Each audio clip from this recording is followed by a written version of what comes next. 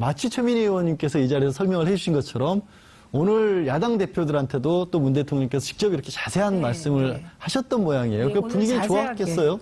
일단 자세한 설명을 하는 게 나쁠 일은 없는 것 당연히 같습니다. 그렇겠죠. 예. 예, 그래서 오늘 이제 마지막에 보면 야당 대표들께서도 생각은 다르지만 충분한 설명에 감사하고 성과가 있었다. 이렇게 표현하시는 거거든요. 야. 그리고 앞으로 진행되는 모든 일들이 예. 저는 이렇게 대화하고 타협하고 또 대통령께서도 그 다 지키시고 싶겠지만 현실이 안 되면 물러나시고 예, 이런 게 협치 아닐까 싶고요. 무엇보다 중요한 건 국민과의 협치를 놓지 않는 거라고 봅니다. 그렇죠. 사실 신고리 오리코기 공사 중단 문제는 문재인 대통령이 후보 당시에 전면 중단을 공약을 했던 부분이에요. 그렇기 때문에 국민의 신임을 얻어서 대통령이 됐잖아요. 그렇다면 공약을 이행하는 차원에서 본다고 한다면 전면 중단이 맞죠.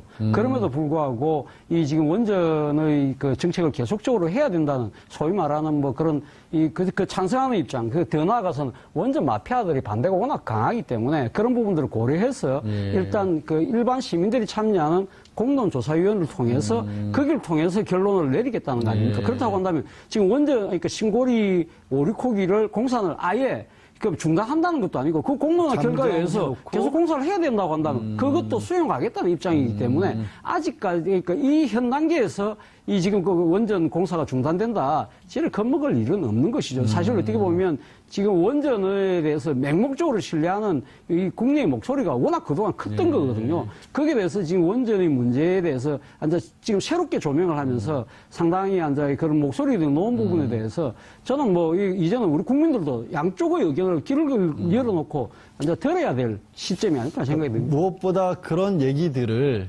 이제 대통령께서 각 야당 대표들과 함께한 자리에서 하면서 얘기는 들어보겠다라는 분위기 자체를 끌어낸 것만으로도 큰 성과가 되겠죠. 그럼 아까 이제 참 계속 제 뒤에 이렇게 참 화목하게 서 계신 그런 그림이 참 좋은데 네. 제가 약간 농담 반 진담 반 저기 홍준표 대표는 왜 안 계실까? 네. 계시면 그림이 더 좋았을까? 나빴을까? 라는 생각도 들긴 하는데 오늘 이게 표현이 참 이상한데 저기 안 계시고 그러니까 글자가 이거 그냥 진짜 이게 워낙 이상한 표현으로 쓰긴 한데 그냥 수해 현장에 갔어서 삽질을 하신 거잖아요. 오늘 홍준표 대표는. 그렇죠. 그러니까 이제 전희경 자유한국당 대변인의 그 주장에 따르면 뭐 저런 정치적인 행사에는 참여하지 않고 우리는 국민 속으로 가겠다라고 하면서 수해 현장을 찾겠다라는 이제 입장을 밝혔어요. 근데 그러니까 전당대회도 호미질 하시면서 하시고 감자밭에 호미질 하시면서 오늘은 저희 지역구 조한이었어요.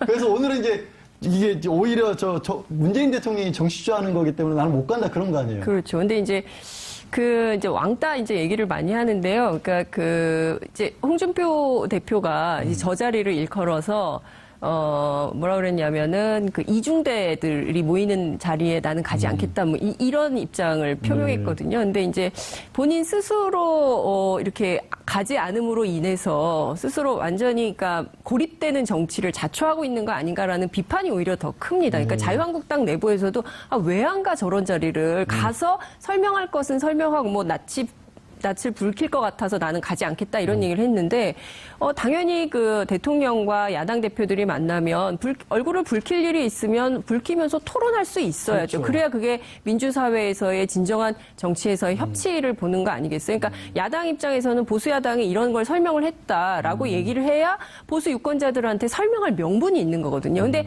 몰라 아예 안 가버리겠어 이렇게 딱 해버리면 그 이혜훈 대표가 그런 말씀하셨는데 정말 또 그렇게는 안 하거든요. 네, 그래서 저는 좀 이렇게 뭐랄까 스스로 굉장히 현명한 정치인이라는 거를 입증하셨나 이런 생각이 좀 들기도 했습니다. 근데 오늘 또 이제 당에서는 어찌됐든 그 자유한국당 내에서는 대표가 그렇게 말씀을 하니까 지원을 해줘야 될 거 아니에요. 최민희 의원님 오늘 정원택 원내대표는 또 6년 전에 민주당이 최루탄을 던져서 사실도 틀렸어요. 사실 틀린 거예요? 예, 왜냐하면 그때 최루탄을 쏘신 분은 터뜨렸죠.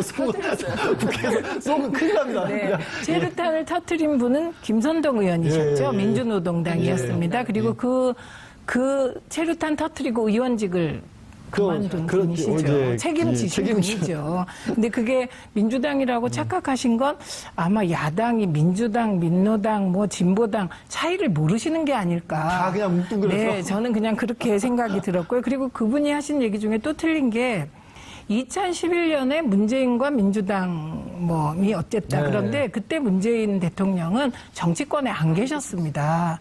네, 그러니까 그렇죠. 예. 어거지로 연결시키려고 해서 대통령이 연결되는 게 아니다. 이 말씀을 드리고요. 예. 그다음에 오늘 이제 자발적 왕따의 길을 가신 거잖아요. 네.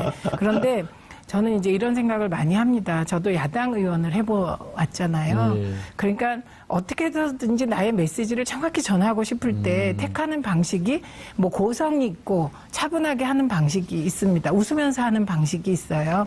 그러니까 낯 안 붉히고 웃으면서 반대되는 얘기를 잘 할 수 있을 때 사실은 당대표 하는 거 아닐까요? 네, 그렇죠. 근데 그런데도 불구하고 어쨌든 개인적인 그러니까 문재인 대표는 당시에 정치에 계시지도 않았는데 문재인 대표가 나에게 막말을 했고 비난을 했기 때문에 그것에 대한 사과를 하지 않으면 나는 못 가겠다. 뭐 이런 식의 얘기를. 그러니까 그건 없는 일을 가지고. 없는 일을 가지고. 지금, 그러니까 대통령께서 되게 황당하실 거예요. 네. 그리고 민주당도 저도 황당합니다. 왜냐하면 네. 최루탄을 우리는 터뜨린 일이 없습니다.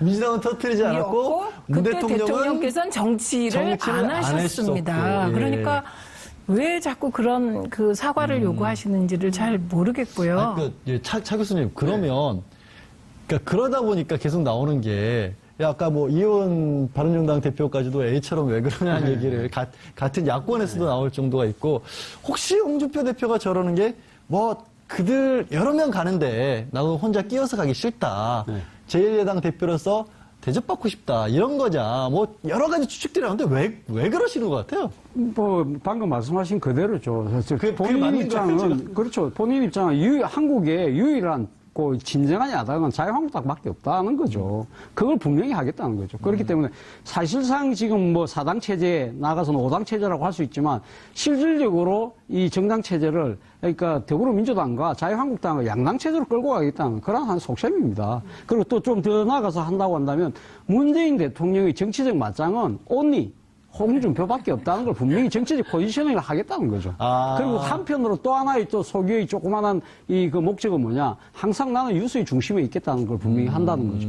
이 지금 가니 안 가니부터 해서 지금 며칠째 지금 어쨌든 간에 홍준표 자유한국당 대표가 유수의 초점이 되고 있는 거거든요. 이런 측면에서 본다고 한다면 진짜 탁월한 이 언론 감각을 갖고 있을 수도 있습니다. 그런데 문제는 이러한 식의 자신의 그런 나타난 이러한 부분들이 어떻게 보면 오늘 뭐 노회찬 의원이 그 말씀하시던 정치적 열등감을 표현할 수 있다는 것이죠. 그 부분에 아마 많은 분들이 공감을 하실 거예요. 그러니까 뉴스가 지금 말씀하신 것처럼 이제 홍준표 지금 당대표는 워낙에 얘기하는 게 오늘은 기자들에게 무슨 뉴스거리를 던져줄까를 고민하면서 출근을 하신다는 걸로 유명하시잖아요. 근데 최근에는 이게 지금 나가는 것처럼 오늘 같은 경우는 당대표들과 함께 오찬한 게 메인 뉴스가 나가고 그 조그맣게 옆에 홍 대표는 불참 이런 식으로 이렇게 딱 조그맣게 나간단 말이에요. 이게 오히려 불리할 것 같고 더군다나 이제 한미 정상회담 같은 거 마치고 난 다음에는 여야 대표들 만나는 게 관례지 않습니까? 그렇죠, 관례죠. 그런데도 안 나오고 계세요. 예. 스스로 이런 표현 써도 되는지 찍기다시 정치를 이거 부족한 방송용어로는 좀 아닌 것 같은데. 아닌가요? 예, 그건 아닌 것 어쨌든 그러니까 같은데. 메인 메뉴 메인 디시가 예. 되지 않으려고 스스로 노력하기 참 어려운데, 그러니까 아무리 언론의 중심으로 선다 하더라도, 그러니까 옛날처럼 이렇게 뭐라 그래야 됩니까? 그러니까 나쁜 뉴스로 계속 회자되는 게 정치에 이렇게 도움이 안 될 거예요. 그러니까 옛날 같지 않고 요새는 정보가 실시간으로 다 시민들의 집단지성이 발현되는 시기이기 때문에 아니 저 사람 왜 저래라는 부정적인 여론이 형성돼서 본인 정치에도 굉장히 악영향을 미치게 되지. 아 정말 잘했다. 홍준표 대표의 선택은 옳았다라고 찬성할 시민들이 많을까요? 저는 그게 좀 의문이에요. 이게 제가 정치를 해본 입장에서 말씀드리면 국회의원 수가 300명입니다. 예. 그 300명 중에 신문 1면에 기사로 나는 사람이 몇 명이나 될까요? 그게 30명이 안 된다는 겁니다. 그렇죠. 아니 예. 근데 그거는 10분 이해하는데 이제는 아까 그래요. 제가 뭐 뉴스에 나기를 아침마다 출근하는 띠를 그 생각으로 나온다는 것은 그 본인은 그러니까 부산에 계실 때 경남지사 할 때 이른바 변방의 한이라는 게 있었다고 하시더라고요. 근데 지금은 아니잖아요. 아니죠. 가만히 계셔서 가만히 그냥 툭툭 한마디 던져도 야당 대표로서 이제 볼 수밖에 없잖아요. 제1야당 대표니까. 문 대통령이 뭐 하려고 해도 백성 넘는 거대 정당인데 근데도 그렇게 하는 그건 왜 그러고? 그래서 제가 이제 예. 더 말씀을 드리면 예. 이런 얘기가 있습니다. 정치인들은 자기 부고만 아니면 어떤 식으로든지 그 방송이나 신문을 타는 걸 좋아한다 이런 얘기가 있습니다. 그렇죠. 그래서 일시적으로는 집단 지성으로 아 이게 자발적 왕따의 길을 이분이 가시는구나 이럴 수 있는데요. 시간이 지나면 이유는 복잡하니까 까먹고 홍준표 이름 3개만 남는다는 게 이제 일반적인 정치인들의 계산입니다. 근데 홍준표 대표는 지금 가장 중요한 게 첫째는 양당 체제의 달콤한 기득권을 누리고 싶은데 안 되는 거에 대해서 굉장히 지금 반발하시는 걸로 봐야죠. 그런데 이게 지금 5당 체제잖아요. 그래서 양당 체제가 과연 우리 사회에 가능할까? 양당 체제가 옳은가? 이런 좀 정치에 대한 깊은 고민을 하셔야 될 것 같습니다. 게다가 김종필 전 총리를 찾아가서 한 말이 삼김 시대에는 낭만이 있었는데 요새는 정치 내공이 뭐 어쩌다 이런 말씀은요. 우리가 삼김 시대의 폐해, 제왕적 정치인들, 제왕적 총재의 폐해를 극복해 온 게 정당 민주화의 역사입니다. 그렇죠. 예. 그러니까 지금 이분은 과거 회기적 행보를 통해서 이름을 알리는데 그 목표는 정확히 탄핵에 반대한 15% 그리고 전통적인 보수 30%를 복원하려는 타겟 행보라고 봅니다. 본인도 그런 것 같아요. 본인도 삼김 중에 하나처럼 내 역할이 거의 총재, 예전에 총재라고 불렀잖아요. 그렇죠. 정치, 네. 총재급이고, 문 대통령도 이 얘기 같습니다. 문 대통령도 그러지 말고 총재급으로 나서서 정치를 해봐라. 우리 둘이 맞짱 떠서 양김 정치 이런 거 하듯이 뭐 문홍 정치 이거 하자. 근데 문제는 차 교수님, 그러려면 네. 먼저 어찌됐든 만나야 네. 문홍 정치가 됐든 양김 시대를 부활하든 할 텐데 사실 문재인 대통령께서 이 제1야당 대표니까 꼭 참석해 달라고 당부했었고 전병헌 수석까지 보내서도 또 나와달라고 했었고 자유한국당 내부에서조차도 나가시는 게 좋다고 했는데 이렇게까지 밖에 아웃사이더로 돌면서 이렇게 밖에 이런 얘기를 한다고 이게 과연 도움이 될까요? 도움 안 되죠. 도움 안 되는데도 앞서도 제가 말씀드렸습니다만 그 최민희 의원님께서 충분히 말씀하셨지만 양당 체제의 기득권에 대한 아슬한 추억이 남아 있는 거죠. 그렇기 때문에 지금 계속적으로 하는데 이번에 전병헌 수석한테 약속 하나는 했다고 그럽니다. 다음번에 이렇게 할 때는 가겠다고 이야기를 했기 때문에 다음번에 갈 겁니다. 가는데 문제는 지금 홍준표 자유한국당 대표가 지금 보여주고 있는 것 자체가 앞서 상김 정치 말씀하셨지만 대표적인 지금 상김 정치로 해결하려는 이 모습을 보여주고 있는 거거든요. 그 대표적인 예가 어제 그 국회에서 열렸던 그 대구 경북 발전 협의회라는 모임이 있었습니다. 거기 앉아 대구 지역에 있는 단체장과 국회의원들이 다 모였는데 거기서 뭐라고 이야기를 했냐면 대한민국 중심이 대구 경북이 돼야 된다. 뭐 그거는 뭐 대구 경북에 위한 행사니까 의례적으로 할 수 있는 이야기일 수도 있습니다만은 본인은 지금 정치적인 자신의 텃밭으로 대구 경북을 생각하고 있는 것 같아요. 그래서 지금 이 조원진 의원이 탈당한 대구 5병에 자신의 지역구를 옮기려는 생각도 갖고 있는 것 같습니다. 그런 이야기들이 흘러나온 걸 본다고 한다면 무슨 생각을 하느냐. 과거 김영삼 대통령은 부산 경남, 김대중 대통령은 호남, 그리고 앞서 어제 찾아뵈었던 이 김종필 전 총리는 충청이라고 한다면 자신의 튼튼한 지역적 기반이 있었기 때문에 성공했다. 그렇다고 하면 나도 지금 그 대구 경북이 무주공산이니 내가 여기도 뿌리를 받고 나아가겠다. 그리고 나아가는데 뭘 이야기를 하느냐. 보수의 결집 아울러서 충청권의 정치적 대부라고 할 수 있는 이 그 JP와의 손을 잡는 모습을 통해서 향후 대구 경북과 충청과의 연합이라는 소위 말해 구시대적인 지역연합의 구도를 머릿속에 그리고 있는 것이 아닌가.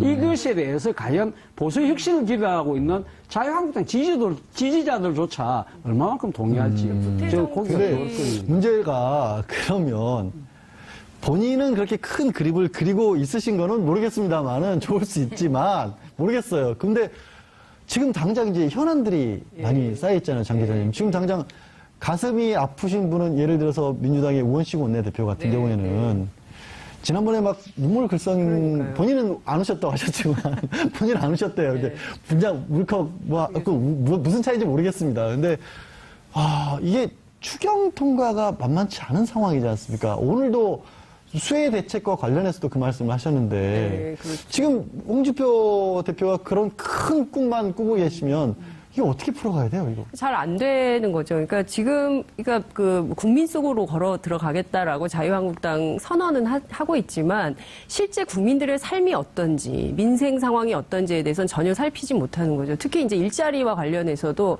청년 실업 문제 얼마나 심각합니까? 네. 예, 그리고 지금 이번 추경은 다른 추경도 아니고 일자리 추경이에요. 청년 실업 문제 그리고 이제 산적한 대한민국의 경제 현안 좀 풀어보자는 것이거든요. 근데 여기에 협조하지 않겠다라고 목리를 부리면 진도가 안 나가는 거죠. 그러니까 선언적으로 말로만 그야말로 그냥 립 서비스로 뭐 국민 속으로 우리는 간다라고 해서 감자밭도 가서 감자도 캐고 또 수해 현장에서 가기도 하지만 수해 현장도요.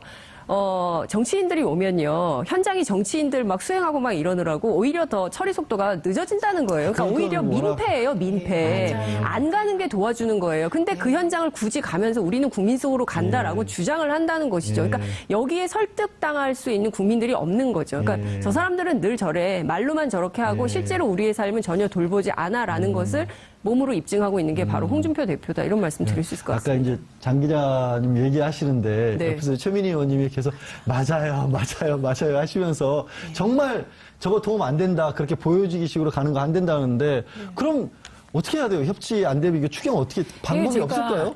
방법이 있고요. 그 감자 캐고 김종필 총재 만나고 이러면 도대체 소는 누가 키웁니까? 국회로 빨리 와서 소를 키우셔야 되고요. 그다음에 이제 이런 문제가 있습니다. 지금 추경의 마지막 쟁점이 이제 공무원 수 늘리는 데 들어가는 80억 아닙니까? 그렇죠. 예. 그래서 이미 여당에서는 그리고 청와대에서는 역제안을 했어요. 이거를 예비비에서 좀 쓰게 해줘라. 원래는 야당에서 나온 건데 그것까지 수용하겠다고 수용한 했잖아요. 거죠. 그리고 정부조직법도 물 관리 일원화 요거 남은 겁니다. 근데 물 관리 일원화는 이게 깊이 들어가면요 복잡해요. 이게 그 물 관리를 자연의 일부로서 수질 개선 내지는 뭐 흐름을 잡겠다는 걸로 할 거냐, 뭐 아니면 그 수자원 관리로 할 거냐. 그러니까 이게 물 개발 논리하고 이게 자연 친화적인 물 관리 논리로 이게 굉장히 복잡한 거예요. 근데 지금은 우리는 양쪽 다 해야 되거든요. 그래서 이 부분을 양쪽이 다 필요하다는 걸 그럼 정부가 인정 안 하고 있느냐. 인정하고 있기 때문에 이 부분도 얘기만 잘하면 풀 수 있다고 생각합니다. 근데 이게 국회가 이상한 게요. 쟁점이 이렇게 뭐랄까요? 풀기 쉬운 쟁점은 또 더 안 돼요. 아. 이게 우리가 하여튼 당면한 과제입니다. 이게. 그러니까 그게 무슨 말씀이에요? 왜 풀기 쉬운데 왜 안 된다는 거예요? 그러니까 국민들이 보시기에는 지금 간단하게 합의만 하면 될 것 그 같아요. 80억 예비비에서 쓰게 해주면 끝날 것 같잖아요. 11조 중에서 80억 0.1%. 그러니까요. 근데 그게 0.1%인데 쉽게 되겠지. 쉬울 것 같기 때문에 더 안 되는. 예, 그러니까 지금은 방법이 딱 하나입니다. 지금 홍준표 대표께서 빨리 국회로 돌아가서 속 키우시면 돼요. 오늘 차 교수님. 근데 오늘 차 교수님 이제 네. 정치부 기자를 오래 하셨지 않습니까? 그 워낙 많이 이런 거 보셨을 텐데 우리 최민희 의원 제안하신 것처럼 그럼 지금은 결국 속 키우러 홍 대표가 돌아가지 않으면 안 되는 거예요, 지금은? 사실은 뭐 자유한국당이 목리를 부린다고 하더라도 오늘 저 여야 대표 회담에 모인 정당만 손만 뭉치면 나머지 분들이? 예, 힘만 합치면 무조건 모든 게 다 통과될 수 있습니다. 그렇기 때문에 자유한국당 입장에서는 뭐 개나게 지금 이렇게 딴지를 걸고 싶다 하더라도 오늘 아마 그 대통령과 이 야당 대표들 사이에 상당한 아마 논의들이 꽤 진척이 있었을 겁니다. 있었기 때문에 지금 앞서 말씀하셨던 뭐 지금 추경에서 일자리 예산이라든지 그리고 지금 정부조직법의 문제라든지 그런 부분들에 대해서는 아마 꽤 진도가 나가지 않았을까. 그렇다고 한다면 아마 이 부분에 대해서는 아마 지금 야당의 대표가 나와서 이야기를 했기 때문에 이 부분은 거기서 결론을 내릴 수가 없죠. 왜냐하면 원내 문제는 원내 대표들 간에 또 이제 이 몫이 있기 때문에 그쪽으로 넘겼을 가능성이 높다. 그렇기 때문에 저는 아마 조만간에 타결될 수밖에 없는데 이 과정에서 진짜 그야말로 자유한국당이 왕따가 될 수 있다는 겁니다. 아, 잘못하게 되면. 네, 그러니까 자유한국당이 왕따가 될까요? 아니면 홍준표 대표가 또 왕따가 될까요? 아니 그렇게 자유한국당이 왕따가 돼서 만약에 통과되면 거기에 대한 책임을 오롯이 당대표가 책임져야 되는 그런 상황이 되지 않을까요? 홍준표 대표도 그런 상황까지는 바라지 않겠죠, 설마? 글쎄. 예, 아니, 일단 장 기자님 말씀하시고 또, 최 의원님 또 도와주시면 되고. 그러니까 저는 그 홍준표 대표가 또 이게 촉이 좋으신 분이 있거든요. 워낙 정치적 감각이 있으신 그러니까 분이니까. 이제 여론이 본인에게 굉장히 불리하게 돌아가는 상황이 되면 무슨 굉장히 무슨 빅딜이 있는 것처럼 큰 선심 쓰는 뭐 것처럼. 선심 쓰는 것처럼 해서 뭐 이게 합시다 뭐 이렇게 할 가능성이 저는 있다고 생각을 해요. 근데 그 이제 정치적 모멘텀이 언제가 될지는 멀지 않을 것 같은데요. 저는. 속기로 빨리 네. 돌아가실 것 같아요? 아, 근데요. 예. 이게 어떤 것을 여론으로 보느냐의 문제가 있습니다. 아, 네, 그렇죠. 좀 이게 복잡해요. 누구를 바라보면서 그렇죠. 여론 정치를 할 것이냐. 그러니까 일반적으로 국민 전체를 바라보면 모멘텀을 찾으실 텐데 이분이 지금 바라보는 여론은 그 탄핵에 반대했던 15% 네. 그리고 빨리 돌아올 수 있는 몇 프로를 보고 하시고 그다음에 일부 수구 보수 언론이 쓰는 사설을 보시는 것 같아요. 그 사설만 일부. 네. 그래서 그분에겐 그게 전체일 수 있기 때문에 저는 뭐 저희가 제일 두려워하는 것은 홍준표 대표님이 오늘 같은 그 모임에 가서 정말 보수의 수장답게 딱 당당하고 웃으면서 그 문제되는 걸 지적할 때 국민들이 그 홍준표 대표의 말에 동의하실 때 저희가 제일 두려운 거잖아요. 그렇죠, 사실은. 예, 그래서 제가 무슨 뭐 충고를 하는 건 좀 안 맞긴 하지만 이게 여론을 좀 국민 여론 전체를 보시기를. 다양한. 네. 차 교수님, 그럼 홍준표 대표 댁에 신문을 여러 개 좀 넣어드려야 될 것 같아요. 그래야 다양한 의견을 좀.